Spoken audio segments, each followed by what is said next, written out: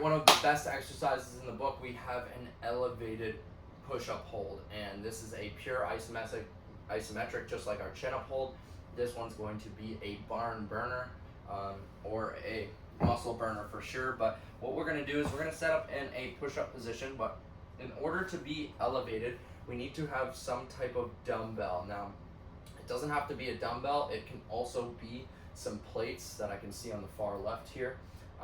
You can use plates as well. Just make sure it's in an ideal position for you to be in a shoulder width apart push-up. And what's going to happen here is the goal here, the reason why it's elevated is so then we can actually go through an entire range of motion. And you can do 2 grips here. Typically with the push-up hold, I like to actually hold my hands on top of the dumbbells, because the end of the dumbbells, because it has a little bit more elevation. You can also, say for example, I can grab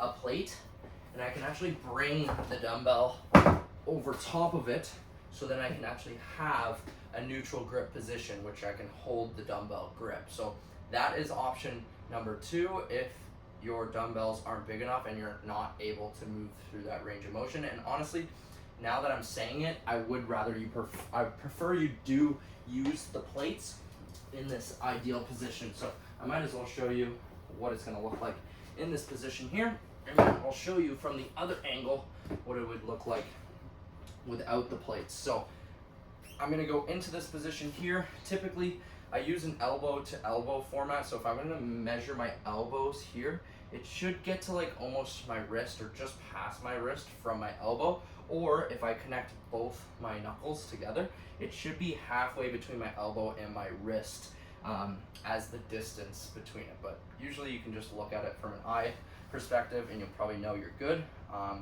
Now we're just going to get into our position here, and I'm going to go down, okay, and I'm going to go up like this. And this is the ideal position of where we're going to hold.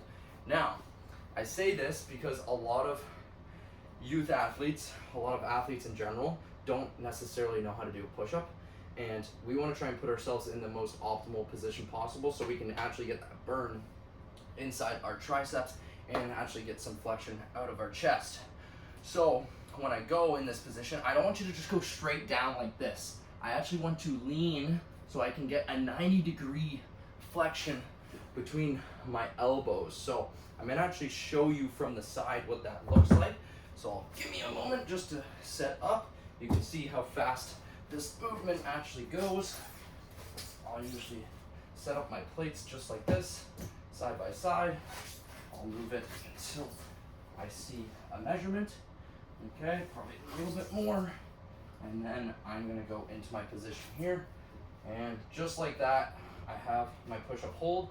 And now I want you to watch my elbow flexion. So typically, most push-ups are gonna look like this. I want your push-up to look more like this in that hold. I'm gonna back these up just so you can see the form I'm talking about. Again, you can either hold it here or you can hold it here. It's completely up to you. For you to extend out a little bit more, it's actually easier to hold your hands on here. So I'll show you that variation here. And you're just gonna go down, and then you're gonna lean forward. And you wanna use your toes to prop you forward, and you're gonna hold this position right here. Hold, hold, hold. Okay, you might slowly lower, but just battle that out. If you fail in this progression, all you gotta do, get your hands back on here, take a deep breath, and then you just go back at it. And that is your elevated push-up hold. Good luck, have fun. This one is indeed a doozy.